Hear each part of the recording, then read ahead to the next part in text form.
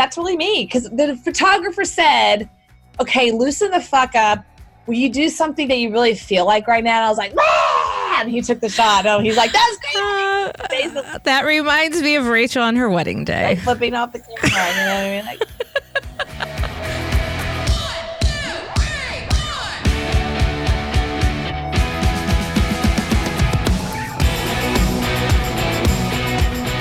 Hey, Warners, welcome to Women Your Mother Warned You About, the podcast that makes everything sexy again. I'm Rachel Pitts, mom, realtor, and creator of The Closing Curve. And I'm Gina Tremarco, founder and sales trainer at Pivot 10 Results and a Carolina Improv. And hey, Rach, what's up?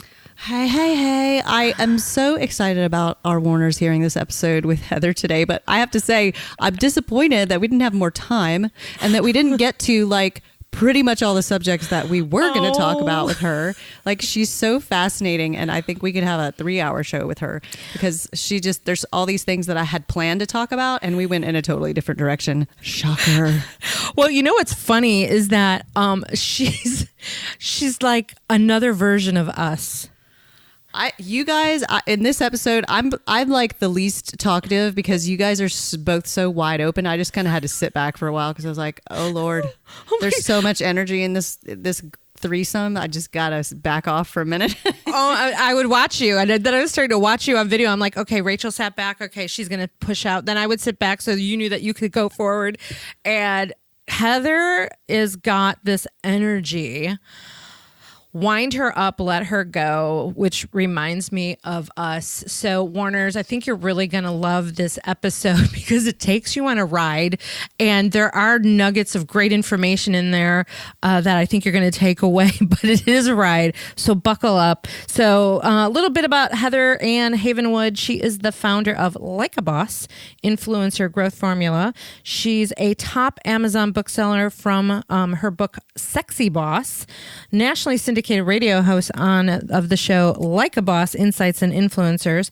She was named, we didn't even get a chance to talk about this, she was named by Huffington Post as top female entrepreneur to watch, founder of Female Business Association, and is known as Chief Sexy Boss. You can see why we are so attracted to her. She helps brands, businesses, and influencers on best strategies dominate their industry by being omnipresent online through strategic content marketing and high-ticket sales strategies to close the right clients anytime they want. She is regarded as a top authority on podcast marketing, influencer messaging, high-ticket sales closing, and leveraging on LinkedIn.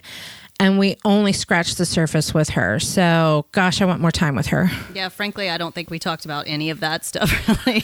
We did talk about influence, being an influencer, a little bit of that. But it's totally worth the listen. She's totally worth checking out. She is fascinating. And before we jump into that interview, what are some things we need to tell them about? I think we should remind them that they can still check out Warner World, and they can go to warnerworld.com to do that, which gives them an opportunity to spend more time with us and learn from us. And also leave us a review. That would be cool. Warners, if you haven't given us a review yet, please go to our show on iTunes. You can rate us as high as 5 stars and leave your comments. We'll read your review on an upcoming episode and give you a shout out. You can also access our iTunes page from our website, womenyourmotherwarnedyouabout.com. So much going on. But So you much guys going on. will just love this episode, so we can't wait for you to check it out.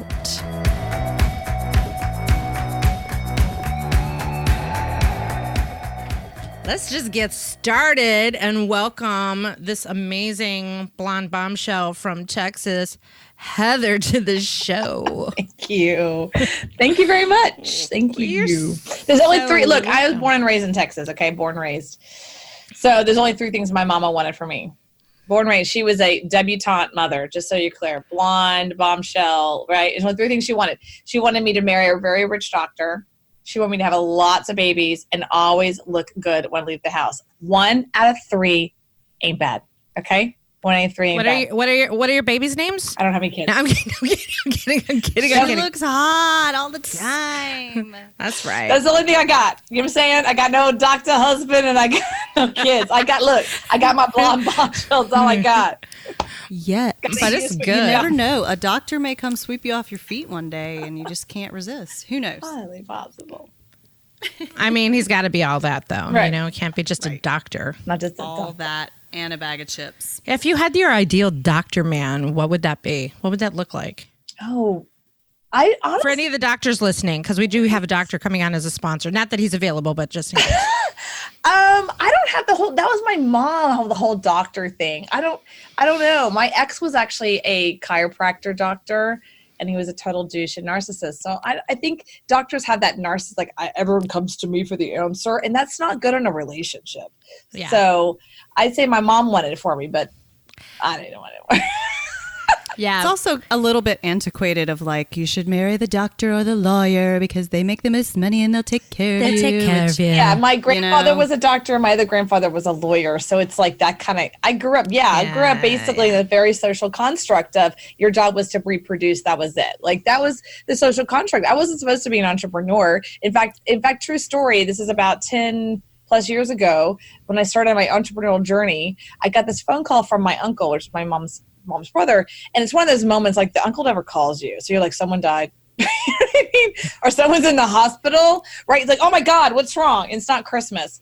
So I'm like, what? Why are you calling me? And he's like, oh, I just talked to your mother. She okay? Yeah, no, she's fine. And like, I understand. And by the way, my whole family's got a very Southern accent. I'm the only one that doesn't have a Southern accent. I can tell you the story in a minute. But everyone's got this like Southern accent. Like my mom's from Texas and Arkansas, Oklahoma. So they talk like that. So I'm the only one in the family that doesn't have the Southern twang, but I can turn on when I need to. So he calls me and he says, Mom, just talked to your mom, and she said that you started a business. I can't do it very well anymore. And I go, well, yeah. I mean, yeah. I started buying and selling hoses in Florida back in like 2002. And I said, well, yeah. What's the problem? You know? And he's like, well, honey, you're a woman. You don't run a business. You just need to stop that. And I'm like, but aren't you? By the way, he's a multimillionaire real estate. I do have like a rich uncle that does exist on the planet, but like I don't talk to him. So I was like, but you're a real estate investor, and like well, honey, because I'm a man. Okay, so this was 2002. So you get seriously, my mom called me. She's all upset. She's like, well, honey, I found you a job in Hope, Arkansas as a secretary for $8 an hour, and it has benefits and everything. I mean, okay, and I'm literally in Orlando, Florida, traveling the country with like multimillionaires and like speakers and like meeting Robert Kiyosaki and shit. I'm like, what are you talking about? She's like, well, honey, I'm just so afraid what you do. Like, so my point of that is like, I was very born to breed. You know, that was it. So me on this trajectory of entrepreneurship, my entire family thinks I'm a black sheep. When's she gonna have a baby? Is she gay? I'm surprised my mom didn't ask that. She passed away, God forbid. But she just like, honey, are you gay? I mean, no, I do like dick. But I mean, I just don't. Sorry. I didn't never had the like thing going on. I just didn't. And that's okay. If I had a kid, it's fine. But I think the women, like, you're not supposed to be an entrepreneur because you're a woman. It's crazy. Like, it's super freaking cray-cray. But, you know. Well, you're clearly a woman your mother warns other people about. Seriously, my mom over years, she finally got it, and she just like, I want you to be happy, you know, kind of thing. But yeah, especially out of my friends and like, you know, like people you grew up with, like the whole like people on your street or something. Yeah, all of them married, kids, have a job. There is no entrepreneurs at all. Married kids, by the way, has nothing to do with not being an entrepreneur, by the way. But like, there's just a trajectory that they went down, right? Like married kids, job, you know, right? Like that's the trajectory they went on. So, I mean, I love to be married and have kids, but I would be like the one who'd be like between Bali and, you know, living in Bali and Austin, you know, like doing like, we live and travel with the lifestyle. You know? So that would be more me, right? So it would be very different. I'm like dating a guy who's like a yogi, like, or a shaman or something weird. You know what I mean? Like my mom's like, where's the doctor? He's a shaman. He's a shaman. You know? Is that a doctor? Is the shaman a doctor? Smoke some good weed. No, I'm just kidding. But I mean, at the same time, I think that one of my reasons I talk about this is that we are influenced by how we grow up. you know, and my construct of how I grew up was very like, your job is to be a good girl, get good grades, go to college, find a man. Period. That was it. Like that was, you know, and my mom was like, oh, you got into Baylor, which is southern, you know, here in Texas. Oh, I hated Baylor, but I don't forget when my lots of doctors at Baylor, right? Though. A lot of doctors. So first semester Baylor, this is true story. I'm sitting there in a little Bible study because you're forced to Bible study when you're there, and we're going around with the table like, what's your degree or you know whatever you're here for, and they're like, well, I'm just two of them. Like I'm just here for my MRS degree. Yes. I've heard that. I heard that when I was in school. I didn't know what the hell that was. What is that? I don't know what that is. Your Mrs. MRS. Getting your MRS degree. That's the first time I've ever heard that. Thank God. And I wanted to say, I didn't have the balls of the point because I just wasn't there yet in my life. But I want to say, I'm sorry, you spent this is back in the 90s, $378 a semester hour to find a man? What the fuck? You know, but that's what they were trained to do. But it's true. I went to school. There was a girl that she and I shared an internship with the ABC affiliate in Chicago, and we were both finishing, like we were both graduating, and I'm like, what do you know, she was going to maybe get a job at the station, and she's like, I'm going to go back for my MRS because I still haven't met anybody. I'm going back for my master's because I haven't met anybody. Her whole that was the goal. The goal was to find the husband in college. When that's just the goal of life and that's it, I don't know. That doesn't work. When you're creating your life and you're on purpose and you find a partner, that's that's where I'm at. You know, and I think that I'm engaged 3 times. So yes, you know, don't listen to me, right? But but at the same time, I think it took me 10 years to allow myself to say, I'm not on the trajectory and it's okay. But it took me a long, long time to be okay with that choice. Because there was always a part of me like, oh, I made a mistake. I should have just married someone. You know what I mean? Oh, I've had those moments. Right in your head. And so it takes time to just, it's okay. I'm on a different path. It's okay that no one in my family is this way. It's okay that people around me, not now, but back then, don't get it. Like, it's okay, you know, but it takes time to kind of break that pattern in your brain. You know what I mean? And it's taken a while, but talking about the old white guy, which we were talking about an old white guy in the green room to this day, by the way, this is my little superwoman. So to this day, about 2 months ago, no, that's not true. It was like 2 weeks ago, I'm on a plane in Vegas, and this has happened so many times, but the fact that it's happening in 2019, again, it's like, what the F, right? So I'm on this plane, we're chatting with this guy next to me because, you know, whatever, and we're chatting on like a 3-hour flight from Denver to Vegas. He's a real nice guy, Jewish white guy, or whatever. So he's like, you're so nice and personable, and you're pretty and you're smart. Why aren't you married? What does that have to do with anything? You know? And I've had this so many times. In fact, when I was traveling years ago and I was going through a massive bankruptcy, and I was, again, random got on a plane, just, I don't know, sharing my life, whatever. Yeah, I have a business and it went failed and whatever, here it is, whatever. And he's, well, honey, he taps me on the little knee and goes, honey, it's okay. You're pretty. Just get married. Like, that's an out. You know, and I think that's challenged. That's what it's an undercurrent of the social dynamic that I think women are up against. Interesting, Rachel, because I said we don't really know where the theme of this show will go. I'm like, let's just see what happens. We kind of had it. No. It's like, I'm like, let's just let her talk and see what we come up with. Well, we just came up with about 10 topics. That was good for sure. Well, and I definitely agree. I mean, the fact that it was so hard for you, Heather, to break out of that whole expectation of your family is because family's so freaking hard. I mean, I'm very similar to you in that I'm the black sheep of the family. Like, I didn't even go to college. I just went out and started my career that I started at age 5, and I'm like, I'm going to be a dancer. And that's exactly what I did. Like, I followed that path. I threw 2 college scholarships behind me as I went and joined a dance company and did my thing. And everybody was like, what?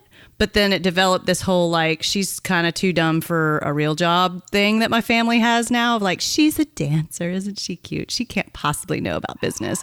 And so it's taken a while to just not care and just like, I just play that part with my family because I've just realized they aren't going to think differently. So I'm like, yep, I'm just dumb. That's where I'm at. Thanks a lot. And I just move on with my life.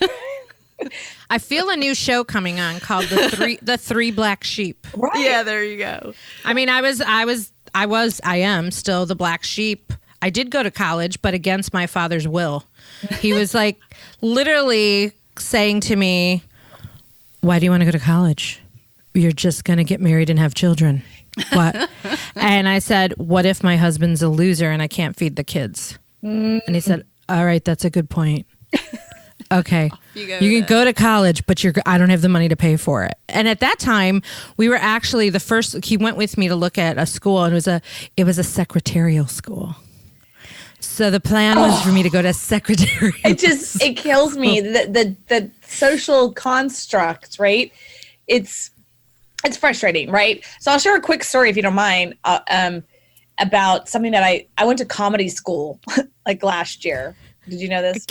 I can't wait to talk about this. Oh, you're ready to share it? I think I shared it on that Sean show, probably. Well, you know that Gina's background and, current side gig I own an improv comedy theater. No freaking way. I didn't do any good stalking of you. I'm so sorry. Well, we're 2 against 1. We both stalked you, and I just had a conversation. But tell us about it, because we love this. Oh my gosh. Okay, all right. Tell the story. Here's how it went. So my mom died on my birthday, actually, in June 2013. It's okay. Sorry. So it was very sudden. It was like kind of this random, like, mom died. Like, what? She wasn't really in the hospital, and it kind of threw me. And so my business coach at the time was like, you need to do something really wacky, just on the side, have some fun, do something really weird. And I lived on the street from Zach Theater in Austin, Texas, and they had this improv 101. And I took it, the first one, and I gotta be honest, the first 101, I hated it. And it's probably because I was just resisting, and it was making me like talk, and I was really upset about my mom.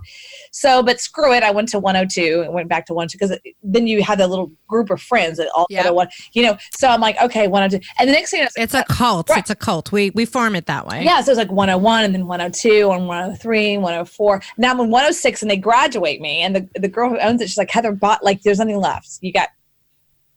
You did it all. I'm like, but I love it, right? So I really opened up, and that was a full year of doing improv right before I started my podcast, which I had no idea was like improv, as you know, right, is the backbone of comedy. And it opened my whole world to improv and comedy. And so the girl owned it. She goes, you really should consider stand-up comedy. And I'm like, oh, hell no. Like, it's improv I liked because you get feed, right? Yeah. But comedy, shit, that's like, hi. And then all you guys are sitting there with a cocktail going, all right, make me laugh, bitch. Like, that's a whole another level. Sounds horrifying and terrifying. Right? Kudos to you for doing it. No. Like, I've taken the comedy class just to push that sucked. Yeah, so improv to me was like, if they laugh, that was like a bonus. Or if I was speaking and doing presentation skills, if they laugh, like a bonus, but not like, light camera, here's a microphone. Okay, make me laugh, dude. Let's go. Yeah, that's pressure. So I didn't do the course. I actually went online for a wait list. Austin's really big for comedy, which I didn't know. Yes. And it's huge. Like, I had 3-year waiting list. And so I get this random call one day at like 5 o'clock on a Friday from this dude. He's like, hey, this is Heather. Like, we have one opening, starts Monday at 7 o'clock. I'm like, in 4 days? Like, yeah. I'm like, okay, done. So I started it. And this is a true story, and I'll share a little more because you know the world, right? And so, and I'm going to give you the context. It's like a 12-week course. I walk in, and you talk about I look different. I walk in like Valvation Vavoom, and everyone in there is like kind of a theater, and I'm like, I do not belong here. One of those moments like, Heather, who does not belong in the room, right? Hey. So I'm like, and people are like, why are you here? And the very first moment, the instructor, who I didn't like at all, who says, well, some of y'all are here. She had a really low energy. Some of y'all are here today because someone told you were funny.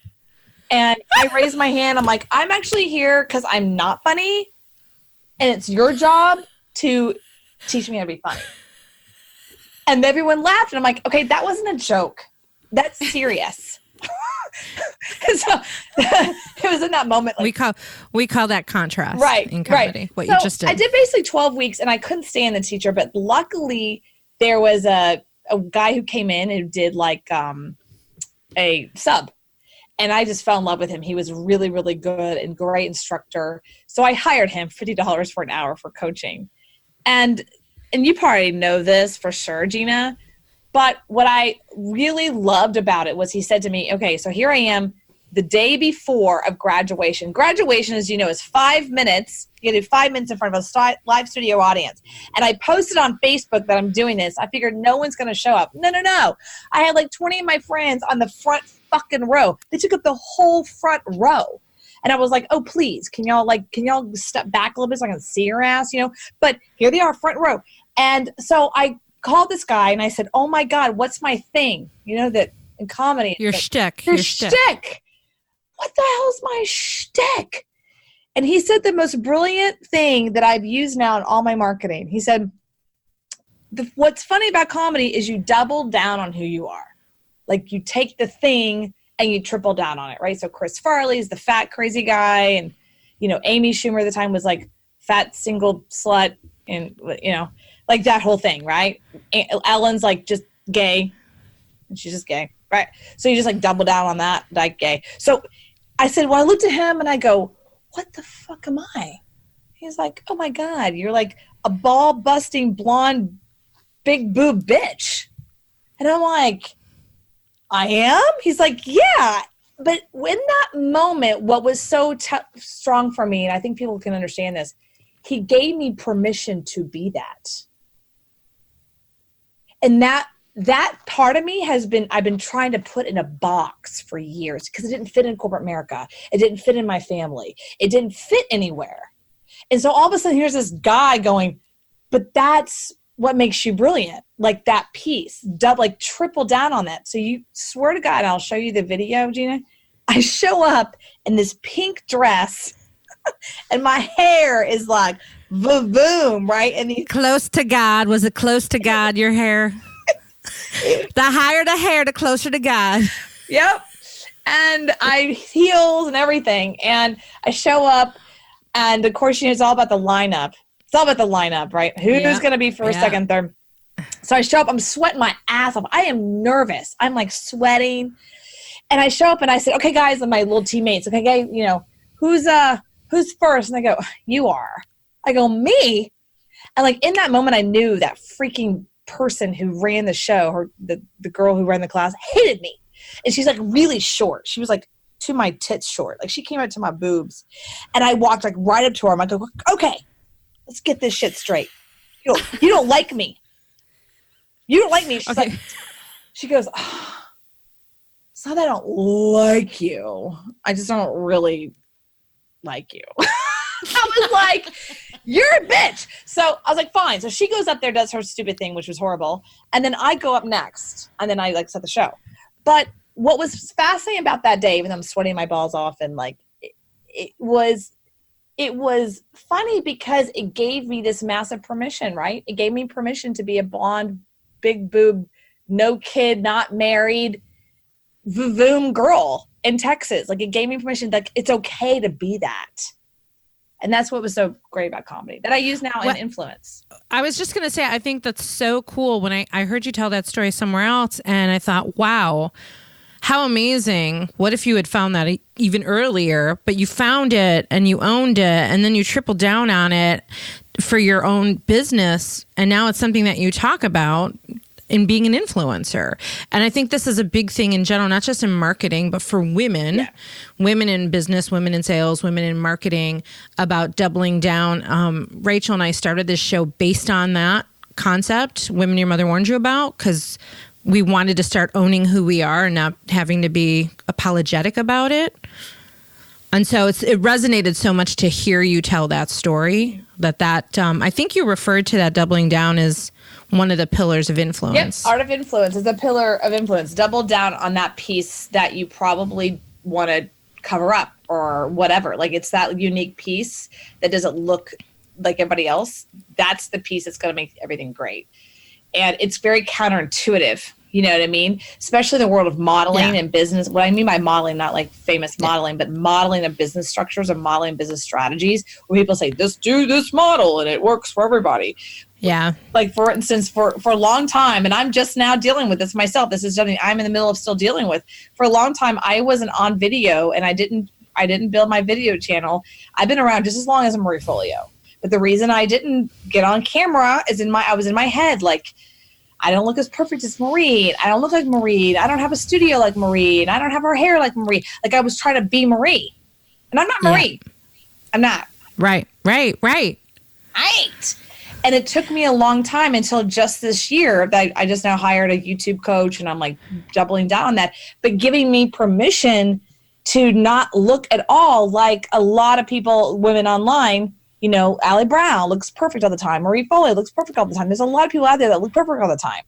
And well, here's the challenge with the Allies and the Maries. They are coaches who are teaching women how to go out there and be like them. And then it creates this factor of like, but I'm not like them. And I've just spent all this money trying to be like them. And sometimes, I mean, and I love those ladies, but they miss that piece of like, but be who you are. They teach the guru model. Do exactly what I'm telling you to do, and you'll be just like me. But you can't do it if because you're not them. Right, right. And that's a big piece of right now what I'm doing on online marketing. That one, and my coach, by the way, he's a big time guy on YouTube. I love him because he's a skinny, young African American guy, and I love that because he gets it. Like, he's different. You know, and he has to double down on that. That's a good. He's not fabulous. An athletic African American stud. No, he's like a skinny, techie African American, and he gets what it means to take the piece different that's unique and double down on that. You know what I mean? He's never going to be a big time basketball player. He's never going to be a stud. He's not going to do push-ups. You know what I mean? And he knows that, so he uses that inside the marketing online. And that's what's made him really successful. And so for me, I'm having to allow myself to do that as well. And I'm allowing myself to cuss. I'm allowing myself to tell the true fucking stories. I'm allowing myself to say, yeah, I'm not fucking married. I have kids. Deal with it. Versus, and I'll be honest, and I'm going to say this. I'm going to piss people off. I'm sure if I was on The View right now, I'm sure I'd be pissing off Whoopi Goldberg. But I don't like it. I'm going to make some enemies here. I do not like it when women use their kids to sell shit. Amen. I don't like it. I'm a mom. I'm the only mom of kids on this show right now, and I agree 1,000%. But it's unfair to the child unless the child is entrepreneurial enough to start it themselves and they want to do it. That's a different ballgame. Specific person, Shauna Sumner. Yeah. She uses the baby as a cute thing to get the likes, and I'm like, what happens when the kid's 15 going, screw you, mom? You know what I mean? Like, I don't like it. I have no problem taking pictures with a family. Of course. Like, that makes sense. But because that's your life, that's your personal life. But when they use it as a leveraging point. Let me ask you this, because I think this is a I kind of interesting topic. I also have no kids. What is your thought, either one of you, on is she trying to target that audience of mom with young kids? Yeah. I think so you're not her audience. I'm not her audience. No. And we may get the hate letters. We don't care. That's fine. Everyone's got their own audience. I think so too. I just think from a strategic perspective, it's not a good long-term strategy if I was her strategist, because the kids grow up and right. And to your point, if I were that kid growing up, I probably would be like, what the fuck was that? Like, who gave you the right to put me in? Let's look at politics for a second. Most of the politicians say, my kids stay out of it. Smart. Because then the kids aren't tied to you as your brand. You have your business and you have your family time. The Obamas did that very well. I rarely saw the girls. I mean, they did a great job of like letting them have their own life. Same thing with Trump and the young one, Barron, I think. Like, I don't see him online, I mean, maybe I look for him, but I don't see him like in the face of that. they keep it separate, and it's smart. It's smart business over time, especially when you're doing any kind of influence or any kind of branding or any kind of messaging. Grant Cardone, he shows his kids, but he doesn't use his kids. There's a lot of other people out there that have kids. I mean, Frank Kern, he's got kids. Every now and then he throws his kids out, but he doesn't use it. He's still who his knowledge is. His knowledge is X. And this is what he does. And like, if you like that, and he's got his own brand and his target market. But I think when you tie in, unless you're literally saying, I help mompreneurs, which is a target market, but that's not what I don't think Shauna is doing. And I apologize to her. Specifically, just her brain, she's popping into my head. I think there's also, like you said, it's great. And my kid is sometimes on my social media, but I definitely wouldn't pull her in. And it's just, I utilize her for like a realness factor of like, I'm a mom, I have kids, but I would never think to use her in my marketing, just for number one, for the reasons that you stated, Heather, but number two, just from, if the goal is world domination as an influencer, then I kind of don't want my kid brought into it for safety reasons too. I agree. And that's like some parents that are like, I kind of don't want the haters to start. If there's haters, I want them to focus on me. Right. Focus on me. Right. Because I'm here to tell you as a mom that if someone goes after my kid, I go after them with all I've got. Well, tell me if I'm wrong, and this is not to you, but in generally speaking, okay, and you're not doing this, but I think, and I'm predicating here, I think that women do that with the kid thing as a way to prove their value. Men never do that. A man's married, not married, screwed 6 wives. I mean, this is who he is and what he does. He doesn't usually bring in the wife unless it's really part of the business, unless it's strategic. Like Grant Cardone's just now doing that. Garrett White's just now. Right. So, but they've been married 10, 20, 30 years. It's very different. It's part of the business now. I think that at some level, because the kid thing, women think that that's part of their value versus like who they are and their content and their expertise is valuable.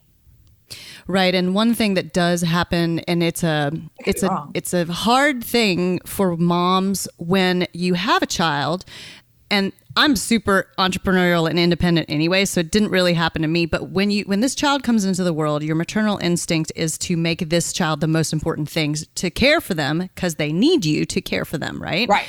Moms sometimes tend to disappear and forget their own needs, and then suddenly they become miserable and they go in, and I'm not speaking on postpartum depression because that's a whole nother topic, but I'm talking about women losing themselves and forgetting that their goals are still important. Their trajectory of life is still important of what they want to do with themselves, and not just only to be a mom, unless they just want to be a mom, and that's great also. But when we're talking about marketing online and utilizing the kids to like sell some shit, they sometimes feel like that is validating them, I think. I mean, we might be totally off the mark, but I've seen moms that do that, and I think they have to recall that they were somebody before they had a kid, and they still are that somebody, and they still know the goal of a good mom, in my opinion, is to teach that kid to fly out of the nest as soon as possible and be independent and not depend on you. So if you're like making your kid part of your own thing, then you're causing them to stay in the nest for as long as you can possibly keep them there. And that's not fair to the kid and their own trajectory. Well, going back to what Heather had said about the whole value piece of it, and again, we're making assumptions here. So for anyone listening that is going to be offended, sorry, not sorry. Is there a... You're warned. I don't know, because I'm not a mom, so we're going to have to keep going back to Rachel. I can only imagine if I were a mom and trying to keep my business going, and now I'm trying to be a good mom and I'm trying to balance my business, and is there some possible guilt involved there that I'm like, well, I'm going to bring my kid along with, so just in case I like drop the ball, or just in case I don't seem as relevant, it'll be like, here, I'm a mom and an entrepreneur and I'm juggling, and I'm making total assumptions. So let me and Rachel, I really think here's the what's happening there that men don't necessarily deal with, which is the identity. right? So men look at their identity usually connected to their work. And they're trained to do that at a very young age, okay? That's why there's a thing called MRS degree. Men don't think I'm here to get an MRS degree at college. They're here for whatever their goals are. No, by the way, yeah, I want a wife and kids and family. And so it's an identity crisis. Like you just said, they focus on the kids so much, they lose the identity. And so they feel they have to connect the piece of the mother, which is not necessarily the case. If they put the identity of who they are as themselves and the content or the knowledge or whatever they're selling, the business person, then the sidebar of having married, not married, divorced, whatever, kid, not kid would go away. I know I've had to deal with this. I mean, 2 years ago, I went through a massive divorce / breakup. We weren't technically married, we were engaged, but we had a business together. And I had an identity crisis. I mean, I was on a trajectory. We had 2 businesses together. We were engaged. We were looking at babies. At one point, I thought I was pregnant. Like, it was on a trajectory, dude. You know what I mean? And then when everything broke away and I lost all my friends, I lost the business, I lost him, I lost the future, I was like, who the fuck am I? Who am I? Yeah. Without the potential husband and the potential kids and this business, like, who am I? And it's taking me 2 years and a ton of work to go, I'm me with or without a guy, with or without a kid, with or without a particular kind of business. I'm just me. This is me. This is all of me. And I'm going to be great by myself. And so me putting myself out there, it took me a long time to be able to put myself out there and going, this is me. And I'm still valuable as a woman without a kid. I'm still valuable as a woman without a husband. I'm still valuable just because I'm not in a relationship. I'm still valuable because society tells me you need to be in this to get value. Mm-hmm. And it's society who says that. It's taken me a long time to be able to be like, no, this is me. And even if I got married today and had a kid tomorrow, I don't know, I probably wouldn't even post it. I'd be very, very, very careful on that. Not because it's not valuable. It's just that it's not my value. It's not how you define yourself. Yeah. Hey, I'm here to tell you, if you have a kid in a day, then you better post that shit because that's epic. Hey, Warners, you have probably heard me talk on several occasions about how much I love wearing red lipstick. Lipstick is just one of those things that makes me feel good about how I look, and sometimes a little extra enhancement to my lips from Dermavogue doesn't hurt either. I've known Dr. Jim Turek of Dermavogue for years. He is not only my doctor who keeps my body healthy, he and his Dermavogue team keep my face looking healthy and maybe a little younger, maybe. I mean, I love it when people say, something looks different about your face, but they can't really tell because that's really what you want. You want to go to a place that makes your face look as good and it makes people wonder what happened. So what's really cool about Dermavogue being our premier sponsor of this show is the fact that I'm a client, and I was a client before they became a partner of the show. So we're excited about that. Dermavogue has been offering the greater Myrtle Beach area the best in cosmetic and aesthetic dermatology since 2003. Opened by Dr. James Turek, Dermavogue combines expert medical knowledge with cutting-edge technology, bringing you the most effective, flawless solutions to any skincare or cosmetic need. Their patients enjoy only the absolute best in laser technology, including photodynamic laser therapy, hydrofacials, and V-beam laser treatments, as well as the latest fillers such as Botox, skin peels, facials, and more. At Dermavogue, they engage you in the process of total body health to ensure your satisfaction with their comprehensive selection of the most up-to-date, non-invasive cosmetic, dermatology, and spa treatments. It's human nature to want to look your best, right? Let Dermavogue help you get there. Schedule your consultation today by calling 843-357-2444 or visit dermavogue.com and tell them that the women your mother warned you about sent you. You can also find them on our website. Go check it out. I want to go back to what you said earlier about, when your comedy coach gave you that permission to be who you are, because it's really fascinating. I use that word because I was made me think about Sally Hogshead's book, called Fascinate. Yes. Where she talks about that time. There's a time in our lives, like when we're younger, and we realize that we're supposed to hide that part of ourselves, that who we really, really are. And then in her book, she talks about rediscovering exactly who you are. And when I did I forget what she calls the, different personality types. Yeah. Mm-hmm. And when I did the little test that she has, mine was rock star. Mm-hmm. And I was like, it was exactly the same feeling which you described from your comedy coach. I was like, oh my God, all my life, I felt a little bit bad about the fact that I'm a fucking rock star, pretty much whatever I do. And that's just who I am. And then when it was confirmed that that's actually what you are, you're the rock star, that's your personality type, I was like, oh, good. Then I can go out and be that. Thank God. I wish I hadn't wasted so many years of trying to put that in that box you were talking about, Heather. It's, and so I think that's what everybody should do, mom or not, go back to that. Pick up her book. I'll put we'll put the link in the show notes, and like go back to that part of you, or find somebody to help you find that part of you, that who you really, really are, not who your mom said you should be, not who society should be, not who your husband that you're divorced from, or the second one, or whatever. The third, yeah, I'm on my third marriage. We've got never married, we've got married 3 times, and we've got Gina married once. We got it all here at When Your Mother Warned You About. But I've never been engaged 3 times. I've only been. I've been engaged 3 times. I feel like I'm a runaway bride, but that's enough. But I think it's so crucial, and you can read all the success books, and they'll all come back to be more of who you are, and included in your pillars of influence that you mentioned, Heather. Like, double down on that. That was a big one. So that book I haven't read. I've read about it, and I've read about her, but I'm going to take it to the next level, which is a book by Todd Herman, Alter Ego. Ooh, that's a good one too. So I'll tell you about that story. This is actually this last Traffic and Conversion Summit in San Diego in 2019.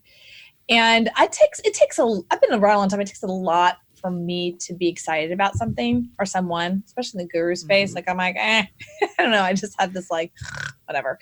So it takes a lot for someone to be like, whoa, dude, that's badass. It takes a lot. So I'm walking around Traffic Conversion, and they had this like stage. It wasn't really in a room. It was kind of in the middle of the trade floor. And I just kind of walking by, stop. And I'm listening to this guy, Tom Herman's talking, and I literally ran. I was like, where's his book now? And like people everywhere. And I ran, I'm looking for his booth or whatever. And I found it, and I'm like the first one there. And I wait like a crazy person for 20 minutes until he gets there. And I'm the first one in line to get the book and have him sign, do the whole picture thing. And then I end up being interviewed. And then I was on the local news in San Diego, my face and everything, talking about Todd Herman, which is so weird. But this is what was so beautiful about the book. Another way to say it, because he does psychology with athletes and like celebrities, is that he talks about specifically, I love this story analogy of a football player. And then when the football player puts on the uniform, right, and then steps onto the field, like that moment he steps onto the field, he becomes another person. That the dad, the guy's going through a crazy divorce or some weird lawsuit, or maybe he had like, a bad night last night with drinking. I don't know, whatever he's got going, it disappears, and this alter ego shows up, and a performance happens, and who he is as that player, what actually has that happen. And so how we as society, we think we should be the same person at home versus work versus in a relationship versus at the grocery store, we should be the same person. He's like, no. He's like, who I am at my office is this particular person. And then when I walk in the door at home with there's 3 kids, he becomes a father, which is a totally different conversation. He's not the same person, and it's okay. And he talks about using structures. So for him, when he's at the office, he literally has these really cool black framed glasses that he doesn't really have any prescription, but when he puts them on, it's his uniform, right? And for me, this outfit, like this jacket, this is a uniform for me. If you ever see me, I'm pretty much wearing the same thing. The hoops, it's a uniform for me because it allows me to step into something, right? versus me about to go to yoga in a couple hours. It's like I'm a different person. So it's not bad or wrong, but we're taught, I think, to be authentic all the time, to be the same person. And I'm like, bullshit. Like who I am in bed with a guy versus who I am right now versus who I am at the dance club on Thursday night.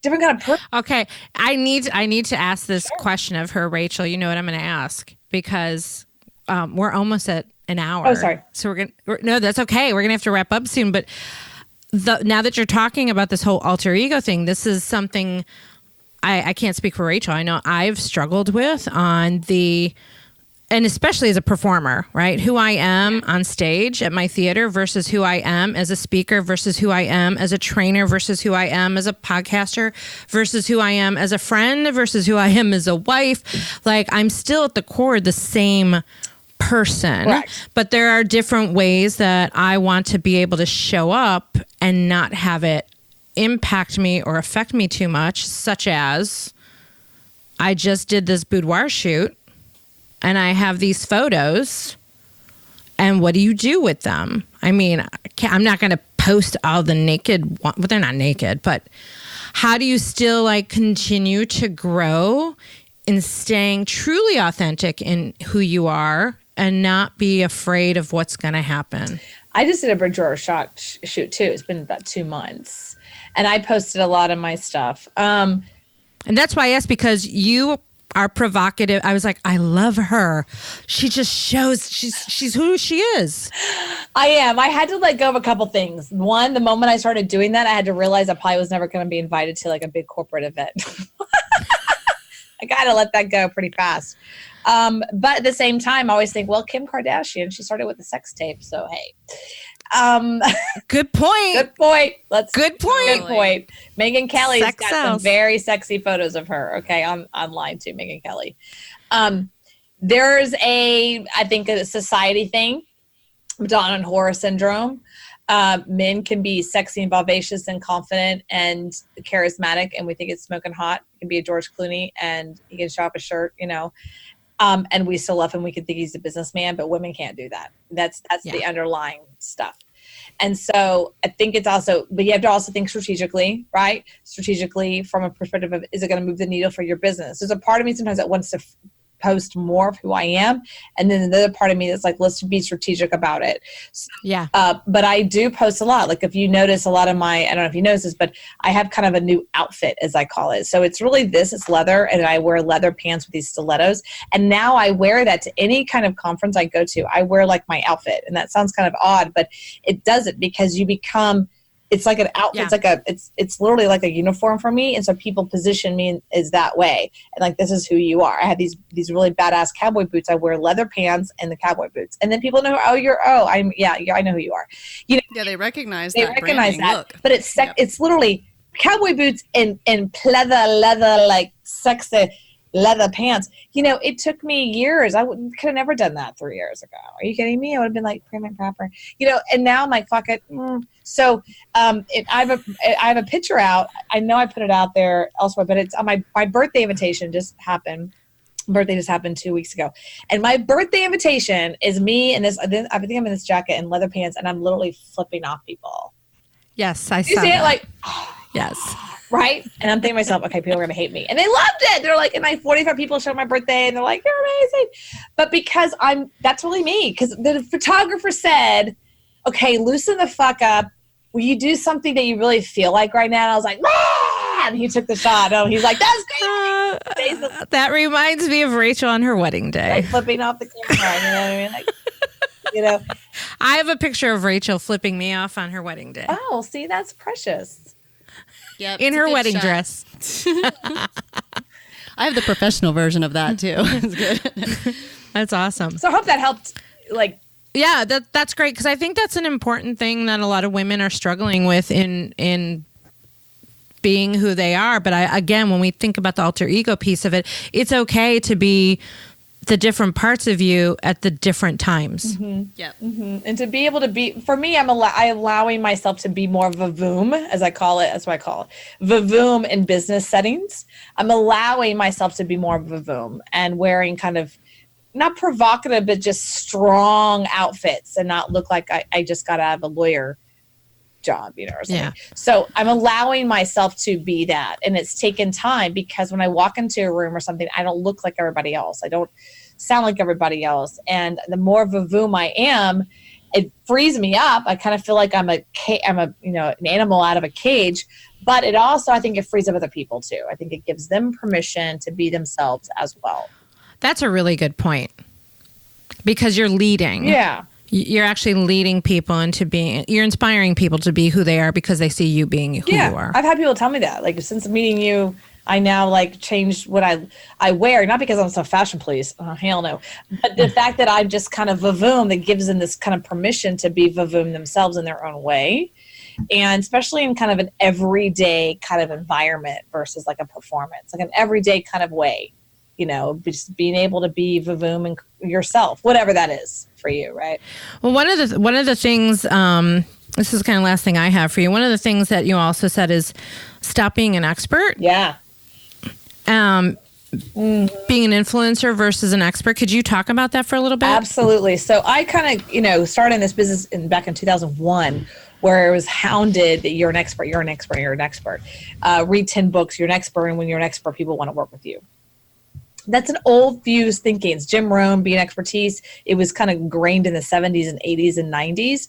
We're in a different phase. We're in a totally different revolutionary phase. We're in the 21st century where you can Google anything, and then expertise is no longer really valued, because it goes back to value in the marketplace.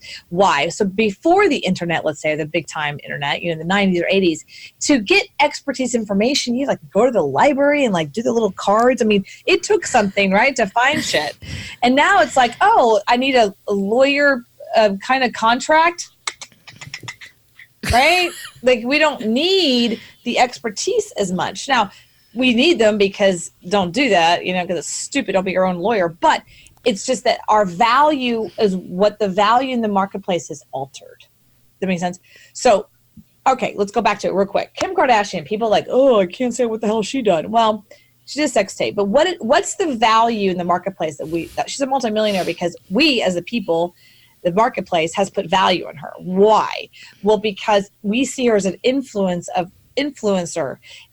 Like it or not, makes no sense or not, we see her as an influence of a particular kind of viewpoint and a particular kind of lifestyle. And so people follow that. They follow with clicks and likes and buying her shit. Okay? So today, we now value influence. We don't value expertise. Oprah is an influencer. She even says it, I am not expertise in spirituality. I am a student. I surround myself and I interview, Brene Brown and Eckhart Tolle and Maureen. I'm just a student. But who's more wealthy, Maureen Williamson or freaking Oprah? Hello. So Oprah, the expertise is not as influential as we think, because they have to stay in their own lane, versus an influencer of a particular voice, a particular message, can be able to move at a different speed with the marketplace. So that's what I mean by that. Now, we're going to have our knowledge. I'm an expert and I'm an authority in marketing, online marketing. And I can talk about it and I can strategize and I can do it. I've built multiple bits online. I am an expert, but the positioning of that is different. I position myself as an authority, as an influencer in a particular field, right? So I always think of Gordon Ramsay. Yeah. Mm-hmm. He's become an influencer in his world as a chef. Now, he's damn good, right, obviously. But there's probably other people out there that think they're better than Gordon Ramsay. Right. But he's an influencer. He puts his name on something and is like, ta-da. He influences an industry. So I tell people, pick an industry. It could be lawyer, accountant, restaurant business. Become an influencer in that industry and you will have more power. Become an expert in that industry. It's then you become the know-it-all. That's powerful. Does that make sense? That is, yeah, totally. That is awesome. That's probably my favorite thing so far. I wish we could talk to you forever. And ever. Thank you. Thank you for having me, and thanks for allowing me to explain that, because it takes time to people to get the value. What the marketplace values today is different than it was 20 years ago. I think that's a huge nugget. I think that's a huge takeaway. I love it. Thank you. There's a ton of takeaways in this episode for sure. I still want to do the 3 Black Sheep show. Yeah. That would be a whole nother day. But in the meantime, Heather, tell all our Warners where they can find you and how they connect with you. Influencertribe.com. They go there. They can be basically applied to come to my free exclusive tribe that we focus. They're entrepreneurs, they're creators, and other influencers looking to rise the bar and just kind of really create a community. So I create this community for entrepreneurs and influencers and creators to come together and really talk. It's free, but go to influencertribe.com and it'll take you there. Thanks to all our Warners for listening to this episode of Women Your Mother Warned You About. To learn more about us, visit our website, womenyourmotherwarnedyouabout.com. You can also connect with me directly at ginatramarco.com to learn more about Pivot 10 Results, Carolina Improv, or to book me as a speaker or a trainer. And Rachel. Well, to connect with me, Rachel Pitts, you can find me all over social media as Rachel on Real Estate, or at rachelonrealestate.com. You can also find all of our social media links and free downloads on our website at womenyourmotherwarnsyouabout.com. Also on our website is a link to iTunes where you can leave us a rating and a review in case we didn't mention it earlier, but we may have. Warners, keep on keeping it sexy, and remember, for the best relationships, keep it real, raw, and relevant. And a little irreverence doesn't hurt either. Bye, Warners.